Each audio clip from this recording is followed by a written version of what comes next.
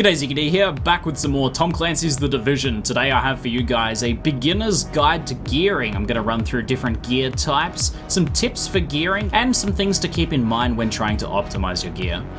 There are three primary categories of equipable gear. There are weapons, gear, which is more your armor and utility items, and then there are appearance cosmetic items. These items are only change the look of your character, and you can find these off of various NPCs and as random drops.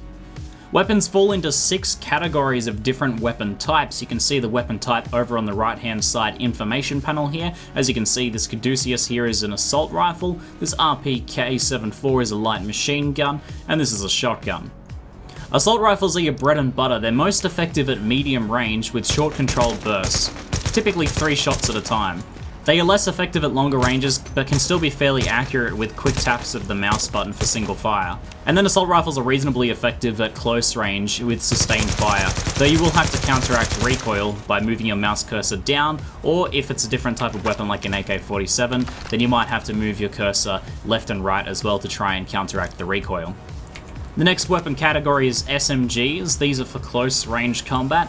They're pretty inaccurate at long range, though you can do short burst fire to fight at medium range, but where they really shine is at close range against enemies that are close to you with either hip fire or with aimed fire.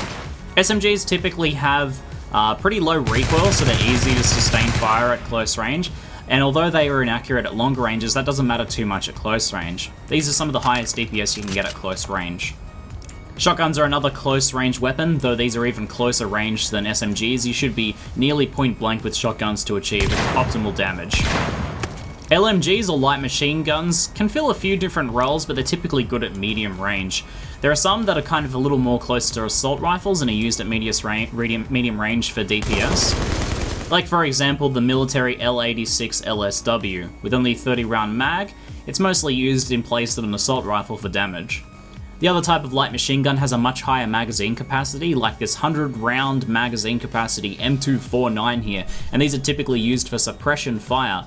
If you sustain fire on an enemy, it will force them to take cover, and it will make it a lot harder for them to return fire. Light machine guns have an interesting mechanic where under sustained fire they become more accurate. Watch my cursor here as I start firing.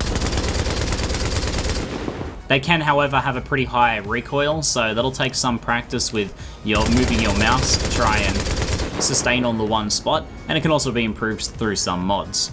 Marksman rifles are your excellent long-range weapons, and they have a big bonus to headshot damage. Getting actual headshots with them will provide a much higher damage bonus than regular weapons. There are roughly 2 different types of marksman's rifles. There's semi-automatic, like the Scar here. These can be fired pretty quickly. And then there are bolt actions like the M44 carbine. These have a reloading animation or a bolting animation after each shot, so they have a much slower fire rate. Any weapon that has a scope that has a number followed by an X, like for example this MK5 scope with 15 times here, marksman's rifles will automatically come with some sort of scope like this, can be further zoomed in. On PC, if you hold in the right mouse button to aim in, you can then click the middle mouse button or press tab, and you'll actually go into first person scope mode. The final category of weapons are pistols and sidearms. These have infinite ammo and are only really going to be used when you run out of ammo, or sometimes when you're reloading guns that have a really long reload timer. There are some abilities as well, like for example, the ballistic shield, where while you have it up you can only use a sidearm. It's not a bad idea, for example, if you're using a marksman's rifle, then to swap to your sidearm to finish off an enemy. A quick rundown of how weapon stats work. You have your damage value. This is your raw damage per bullet. Then you have your rounds per minute over here. This is how many rounds you can fire over the course of a minute. This is essentially your fire rate. Then you have your magazine size. Your accuracy is essentially the spread of bullets. This will have a bigger impact over longer ranges. Reload speed is quite self-explanatory, how long it takes to reload your weapon. And then your range is the optimal damage range for your weapon. You can find out what the optimal damage range for your weapon is by going to the character page, and for your currently equipped weapon you can scroll down until you get to range. As you can see, 60 meters here.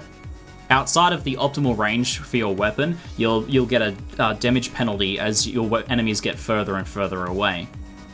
Next up, stability. This is essentially recoil, and there are different types of instability. There are horizontal and vertical instabilities, and these can both be corrected with weapons. You can also get initial bullet stability boosts, which will make that first bullet have less of a recoil to it. And then finally we have talents. Talents are extra abilities on weapons that you have to meet the requirements for to activate. For example, Cool Headed here requires 105 firearms and 105 electronics. I don't have the 105 electronics, so this talent is currently locked.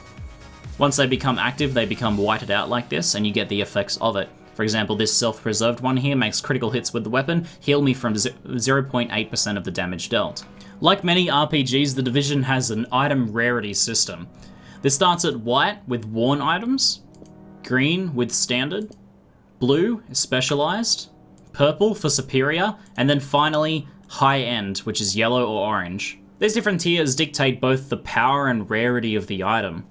On weapons, high-end items will have more talents available to them, as well as potentially higher damage values. Things like gear and mods can have extra attributes on them or higher main attributes. A pretty easy example here, you can see this green standard ACOG scope has 4 times optimal range, whereas this one here, the same one but in blue, aka specialized, has optimal range at a higher value and then a bonus headshot damage multiplier as well. Now, while most of the time it is going to be better to get higher rarity items for your character, you should pay attention to the actual stats and how they fit into your build, because sometimes a higher rarity item might not actually have better DPS than a green or a blue item that you have. You may also find occasionally that a higher rarity item has attributes that are less useful for your build. For example, maybe hipfire accuracy and initial bullet stability on this small laser pointer underbarrel attachment are not so useful for your weapon type, but maybe something like stability is basic stability from this angled grip, even though it's a standard item. So now we have our equipped gear or your different armor slots. Mostly these provide defensive bonuses. Armor provides a mitigation percentage to damage, so it'll reduce the amount of damage you take from incoming fire. But each of these also has a primary stat, which I'll get into soon, major attributes and minor attributes which affect your character. Some of these have other roles as well or other utilities that I'll go through now. The backpack actually dictates how many items you can carry. Different backpacks will allow you to carry different amounts of capacity. As you can see, this one's 36 backpack, whereas this one's 37. The backpack also gives you some other nice utility bonuses, such as things like skill power or skill cooldown reduction. Holsters are interesting in that they can give you a lot of extra primary attributes. As you can see, this superior police holster here gives me firearms, stamina, and ability power as well, electronics.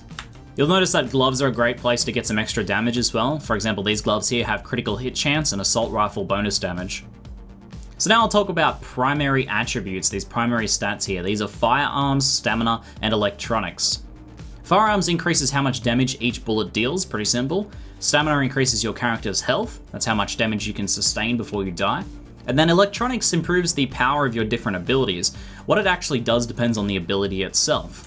You can review the different ability attributes by clicking the ability in the ability page here and looking down here. You can see that the health base for the ballistic shield is 2,933, but thanks to my skill power, which you can see up in the top right there, 1100, that brings me to 7,300 HP. Cooldown reduction is not actually affected by ability power, but rather affected by other items. The sticky bomb, for example, increases its damage based on your ability power. The heal increases the amount healed for both you and your allies. And pulse, for example, gives you more critical chance and more critical damage. As far as gearing your character goes, you should prioritize these primary attributes first above everything else when you're talking about your gear here. These make a huge difference, especially stamina. The current chest armor that I have equipped has 32 stamina on it. Changing this out for an electronics chest armor brings me down almost 900 HP. That's a huge loss in survivability, and you'll really notice that, especially in PvP, and you'll notice how quickly enemies can bring you down just by changing out that. By comparison, these primary attributes to the major and minor attributes have a much greater impact, so always prioritize getting the correct primary attributes for your playstyle before you start looking at major and minor attributes. These are small min-maxing features, basically things that allow you to fine-tune your build, where these dictate the actual performance of your character on a much greater scale. For beginner players, I highly recommend maxing out as much firearms and stamina as possible over electronics. The boost of electronics is very powerful, and some electronics builds will definitely exist, but when you're first starting out, firearms and stamina is much more important. I highly recommend having at least 3 items with stamina on them. As you can see, I have the chest, the mask, and the holster with stamina on them here. Anything less than that, then you're going to have real survivability issues, and especially PvP will become particularly brutal. From there, you can make up the rest of your items with primarily firearms, and that will give you a nice DPS boost. The best value for stat seems to mostly come from stamina, followed by firearms and then electronics. If you want to play a style that gets up close and personal with shotguns and SMGs, for example, then you may want to go 4 or even 5 items with stamina instead. And of course, if you want to play the party tank and mostly rock a heal and something like a ballistic shield, then you can always get stamina on all of your items. If you take one thing away from this video, I really hope that it's the importance of these primary attributes, because even something like getting 40 extra armor on a chest isn't worth it if you're losing stamina, if you're trying to get maximum survivability. You can see here that my 239 armor is mitigating just under 25% of weapon damage. Compared to the amount of health that you get from one extra stamina item, that is almost nothing. So although armor is very nice for making that actual health that you do have more effective, you really want to prioritize that stamina first if you're trying to build for survivability. When it comes to evaluating the power of weapons, take the DPS rating with a grain of salt. This is pretty true for most RPGs that DPS meters can be fairly misleading, but that's particularly true for The Division because this DPS rating actually takes nearly everything about the weapon into account. That includes accuracy, stability, reload speed, and magazine size. Now, if you're talking about optimal conditions where you're firing on one enemy for a couple of minutes, then that makes sense for things like magazine size and reload speed to come into account. But there are examples when this really doesn't make sense. For example, in the case of SMGs. The Vector, for example, has very low accuracy, though SMGs are used at close range where that accuracy has almost no impact. However, that accuracy is still factored into the DPS rating of the weapon. So an SMG with higher accuracy could give you a higher DPS rating, even though that's not actually making a difference to the performance of your combat with SMGs. When you're up near point blank firing all of the bullets into someone's chest, it doesn't really matter if the bullets are grouping right on the center of their sternum or whether they're spreading in this game, you deal the same amount of damage. So what I suggest to you guys is to consider the factors of the weapon in terms of how you actually use it. So an SMG with low accuracy but high stability and high fire rate, high raw damage, a big magazine size, fast reload speed, those are the things you want to look for on an SMG, not accuracy. However, on something like an assault rifle, accuracy might be much more important if you're firing over longer range, so take that into account. The best thing you can do is actually to take each weapon that you find and use it for a while, feel how it performs, feel how quickly and easily you kill enemies, and then look at the DPS as a secondary kind of judgment. You should really consider the same things when modding your weapons as well. Different mods provide different bonuses to weapons, and your shiniest, purplest mod won't always be the best for your actual weapon that you're using. A good example of this is the ACR versus the AK-47. Here's what the ACR looks like under sustained fire. You can see that there's very strong vertical muzzle climb, but almost no horizontal instability. The bullet grouping is very much a straight line. The AK-47, on the other hand, under sustained fire looks like this. As you can see that it climbs to the right, it has a level of horizontal instability or horizontal recoil as well as vertical recoil.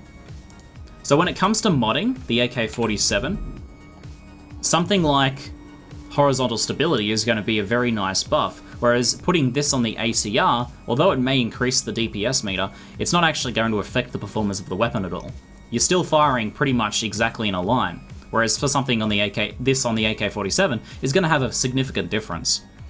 Try and think about the way your weapon performs when you're modding it. Something like a sniper rifle is going to benefit from actual bullet damage, so things like headshot damage on the scope and things like actual physical weapon damage on the actual magazine, whereas something like rate of fire on a sniper rifle is not going to be quite as useful.